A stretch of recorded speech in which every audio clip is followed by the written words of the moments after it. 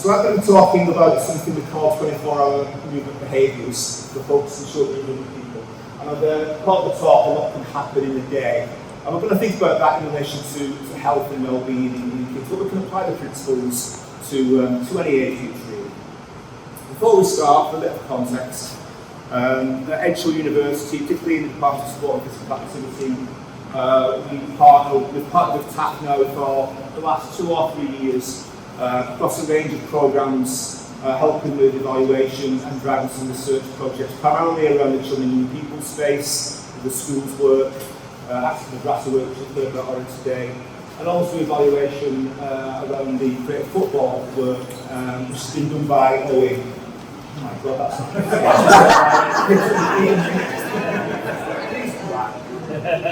So Owen, who introduced the talk, has been doing some great work with the creative football team in terms of guiding their evaluation. So we're nicely embedded in the work that's been going on, and it's a pleasure to be able to talk to you today. So, without further ado, I'll present some information then about this particular topic.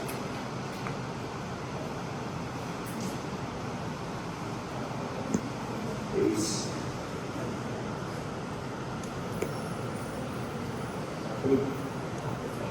So the common thread for us all today is physical activity for health and well-being, and we know that can take many shapes and forms and modes.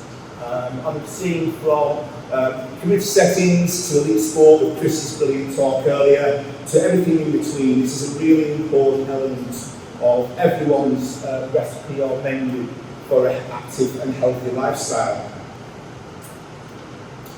Particularly for children and young people, from a preventative perspective, physical activity forms a bedrock of an active and healthy lifestyle. From embedding many good qualities physiologically, from a motor competence perspective, from a social perspective. Indeed, as a promotion mechanism, we have established guidelines for physical activity for health, which are there to help a range of sectors understand the importance of activity, and it even goes to the point of having evidence-based restrictions for how much and what intensity of activity children should be doing. So we'll leave it small maybe on the screens, but we've got this recommendation been around for averaging at least 60 minutes of health-enhancing physical activity per day across the week, but also muscle strengthening activity important as well. Aligned to that, we've got some surveillance measures. So Stuart, England, as you will all know, roll out a survey called Active Lives, which captures some indicators of activity in children and young people. And from the data here from the most recent Active Lives survey for kids, it suggests that about 47% of those surveyed hit that main guideline. And then on the other side of the screen here, we've got more academic, if you like, research and evaluation, which also taps into this sector and this field. So data on how active kids are, maybe doing some different measures, and some consistency with the findings here with what's what England provide. So physical activity is well embedded in our kind of ecosystem of understanding children's health and well-being. But it happens in the context of not just a key lesson or playtime or walking to school, but in the context of a 24-hour period. And we can, from what we would call a movement behaviour perspective, we can think about 24 hours in a day in terms of these key activities: sleeping, being sedentary, doing physical activity at different intensities. Well, we take sleep, maybe for rough averages, maybe kids sleep for about 8 hours in the day. And we can call this sleeping hours, alright? So that other kind of 16 hours is taken up with the other stuff. Being sedentary, you've all been sedentary now, by the way, I'm not too sure what that refers to. And moving about a little bit, like I am, some light physical activity. Or if we're doing some physical activities on running trail or playing football, probably some moderate and vigorous health-enhancing activities across over a period of the day. But our physical activity guidelines and all the talk about physical activity promotion in children and young people typically talks about that health-enhancing bit. 60 minutes MVPA for those in that guideline, which accounts for a really small portion of that of that, not only 24-hour period, but of our waking hours. So the question really is that the only thing we need to focus on, or is there a greater or wider perspective which is important that we need to tap into a little bit? Okay, let's think about this a bit more. If you can see that, it says what are children doing for the other part of the waking hours, other than that hour that they might be doing moderate to vigorous physical activity. And bear in mind that less than 50% of kids hit that threshold. So, first bit of interaction, I'm quite proud of the way I've built these into the session, so please play along with it. 30 seconds, person next to you is a question. Well, just have a talk about, come up with as many suggestions or activities or behaviours kids do during their waking hours, which are not that MVPA, healthy and active physical activity, what other things do kids do? 30 seconds, whoever's next to you, keep yourselves, have a quick go.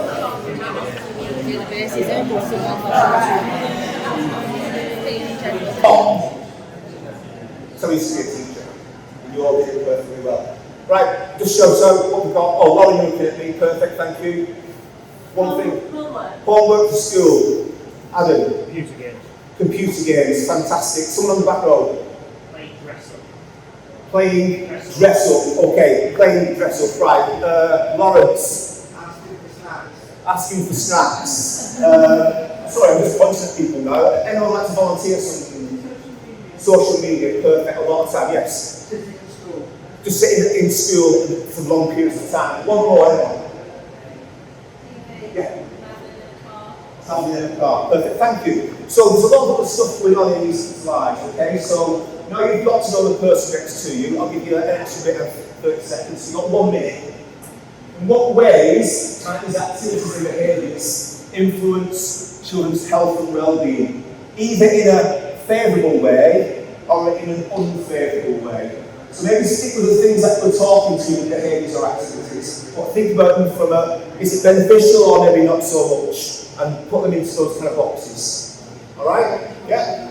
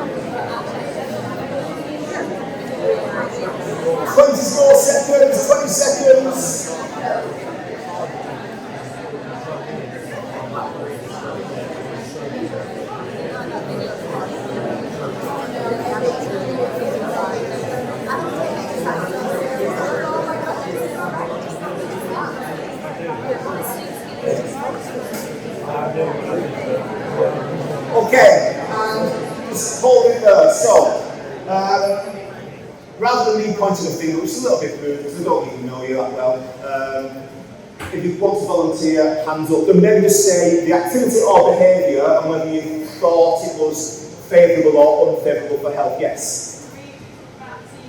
TV. It's like mostly not that great. But, Yeah. you know, put it in and they're kind of good points, like, you know, stuff that was really comprehension, so that, yeah. Okay, so TV, mainly unfavourable, but in some circumstances may be questionable. Thank you. Somebody else, yes? We talked about social media, Social media. having a negative impact, but then we Yeah. said things like just, you know, mess about with the dog in the house, just rolling around, running over with the dog. Not having a positive impact, just fun and they're enjoying it and being active. Right, and a lot of communication interaction we saw maybe in the COVID period, that was really important for a lot of children and young people. Thank you. One more, everybody. One more, yes? Yeah. Yeah. So maybe a bit of isolation, social isolation, is really detrimental. Yeah, okay. So, hopefully, I'm just conscious of time, so we'd like to maybe get into the room a little bit more, but we can't just now. But hopefully, you kind of see that it's not always a kind of a cut and dry situation to think about these different behaviours. So let's dig into that a little bit more. So this concept of 24-hour movement behaviours, really talks about obviously what we're doing in 24 hours, but we can break it down, as I've said, and then we think about physical activity, we can think about different types of activity and different intensities of activity, which will have a different impact on health. And then different types of sedentary behaviour. A lot of you have mentioned screen time and social media. Some of you mentioned being at school, just being seated, or maybe there's learning going on. So the types of behaviours around these kind of 3 blocks are pretty important as well. And then we'll talk about sleep a little bit as we go through. So the whole day matters, right? And I must acknowledge 1 or 2 of the slides. Our ex-MRS student, now teaching student at Lancaster, Jordan, I have teached 1 or 2 of the slides, as we know. So great job, Jordan, being well taught. So we talked about the guidelines in the UK, talked about physical activity, but actually you may or may not hear that internationally, in Canada, in Australia, and in New Zealand, their guidelines for kids talk about this 24-hour day and the movement behaviour. So they have recommendations across those things. And again, if you're not aware, for early years, the World Health Organisation's guidelines are 24-hour movement behaviours. So it does speak to, well, why don't we in the UK? That's one for another day, but it's to do with the way evidence is compiled and the way the guidelines are put together. So what is the guideline? Well, typically, it looks like this. So for physical activity, again, it's moderate to vigorous physical activity for at least 60 minutes over the week, per day over the week. Sleep, 9 to 11 hours, depending upon the age or the territory. And for sedentary time, typically it's referred to in terms of screen time, recreational screen time, less than 2 hours. And then limited sitting for prolonged or extended periods, like you guys are doing now. If you want to stand up, by the way, or have a little break, feel free. That's perfectly normal. Well, actually, it's not perfectly normal, it should be. So if you feel like you want to stand up, take a break off your legs, it's been a long day for us all, please do that. In terms of compliance then, so these are global averages, it will differ. But on average, about maybe less than a third of kids need their physical activity guidelines. Maybe about 4% of kids need sleep guidelines. And depending upon which social media, what type of screens, maybe less than 50% or 50% need screen time guidelines. So what we know is that individually these guidelines are not particularly well complied in terms of adherence. And then when we put them all together in terms of this 24-hour guideline, less than 10% of children globally will be meeting all 3. Okay? So that might sound quite alarmist, but that's kind of what the data that's available tells us. Let's think about sedentary behaviour, so children's health and wellbeing, what do you think the optimal number of hours per day is. So not just screen time, but generally being seated or lying, but not sleeping.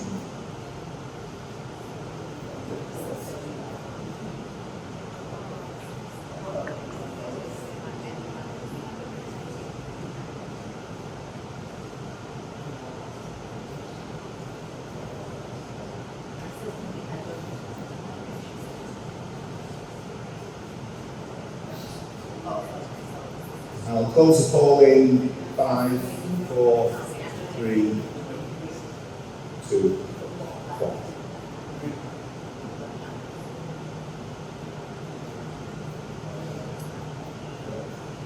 So we think 2 hours, most of us, talks to screen time. In reality, think about a typical day, right? In reality, it's a lot more than that. It would be real hard to limit it to 2 hours. And we'll talk about some of the data just before I finish. And we'll skip through this one. Let's get to MVPA, moderate to vigorous physical activity. What's the optimal number of hours per day? And we should have 100% correctness.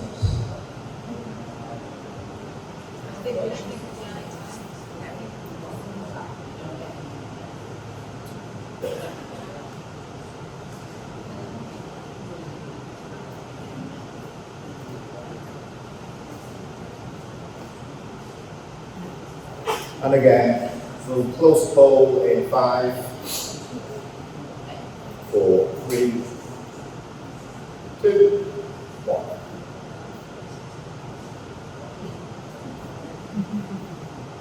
So again, the majority of us were over 60 minutes, and some of us were more than that. And that's quite interesting because it's a guideline, it's a recommendation. Most kids don't meet it, some kids do a little bit more, some kids do a little bit less. The evidence that we've got on this internationally, this is just from a large study in Australia, might be a little bit small, but essentially what we've done is lots of different health outcomes here. Alright, so we've got things like physical things here, fitness, blood pressure, there's some mental health outcomes at the top. This is sleep, sedentary time, light, and moderate to vigorous physical activity. And these numbers are the optimum combination across these behaviours for each health outcome. Alright, now we've not got time to go into that in a lot of detail, but actually, for a lot of these more mental health outcomes, some of the more physical ones, the optimum for MVPA is more than an hour a day. It's actually maybe up to 2 hours per day. And then there's variation on sleep and variation on sedentary time. So, why am I telling you this? Well, it's just to kind of reinforce this issue that it's not a clear-cut 60 minutes, 2 hours. There's variation depending on what we're interested in. I'm going to whiz through these 2 slides well over time. We'll bring it back to some of the work we've done, some of the dissemination work. And this is some of our primary school research that we've displayed back to the school.